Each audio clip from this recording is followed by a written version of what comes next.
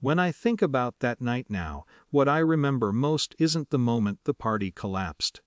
It's the way my mother said it so casually, like she was explaining why someone moved a chair. "We thought you'd just make it awkward." The first sign something was off came from a photo. A cousin posted it to Instagram around 6 in the evening.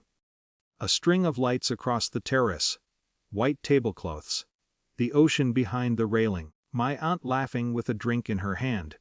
It took me a few seconds to recognize the place. Then I noticed the date stamp. Tonight. For a while I assumed I'd misunderstood something. Maybe the event had moved. Maybe they postponed it. I checked my email, then the group chat where we'd spent 2 months planning menace and guest lists, nothing. The event was still scheduled for that evening, the party I had paid for. The terrace reservation alone had been nearly $5,000. The rest was catering, music, lighting, the floral arch my mother insisted would make the photos look like a magazine spread. I had transferred, well, $12,800 total. Mostly because I was the one who could. I tried calling my sister first. No answer. Music and chatter in the background when it went to voicemail. Then I called my mom. She picked up quickly, but her voice sounded distracted, like she was half listening to something else in the room. "Oh," she said when I told her about the photo. A pause followed. Long enough that I knew she had already decided how the conversation would go. "Well, we weren't sure if you'd want to come." I waited. Another voice appeared in the background, my father's. Mom repeated the phone conversation quietly to him, covering the receiver with her hand. Then she came back. "Would just thought you might make things awkward," she said. "You know how you get with everyone watching you." I didn't know how to answer that, because I didn't know what she meant. Before I could say anything, my dad spoke loudly enough for the phone to pick it up. It was better without him. The room around me felt very still after that. Not dramatic, just empty.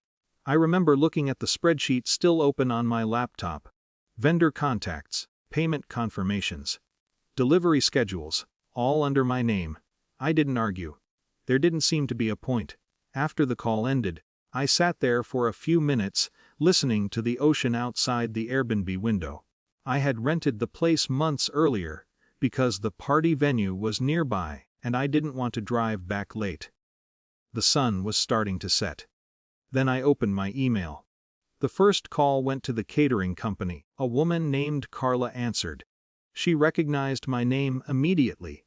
"Everything should be arriving in about 30 minutes. She said cheerfully. "I need to cancel the service?" I told her. There was a pause. "Cancel?" "Yes." I explained that the authorization holder was withdrawing payment. She pulled up the contract while we spoke. After a minute she said quietly, "If the deposit is reversed, we can't serve the event." "That's fine," I said. The second call was to the venue coordinator. The terrace reservation had been secured under a temporary transfer I had arranged for my parents earlier that week. Technically, the final payment still hadn't cleared. I asked them to revert the authorization. The coordinator didn't sound surprised. Just procedural. "Understood. I'll update the account." The third call was to the lighting company. By the time I finished, the sun had dipped halfway below the water. I poured a glass of wine and sat on the balcony. About 40 minutes later my phone started vibrating. First it was my cousin, then my sister, then 3 messages in a row from my mom. I didn't open them right away. Eventually curiosity won. My cousin's message was confused more than angry. Did something happen with the Caterers? A photo followed. The tables were still set, but the serving staff were gone. Guests were standing around the buffet stations, empty trays where the food should have been. A few minutes later another message appeared. "Why are the venue people here?" Apparently the coordinator had arrived to discuss the payment issue with my parents directly. I imagined the conversation happening under the same string lights my mother loved. Phones lighting up. Staff explaining contracts. Someone asking who authorized the event. My name coming up. My mother called 3 times. I finally answered on the 4th. Her voice sounded different now.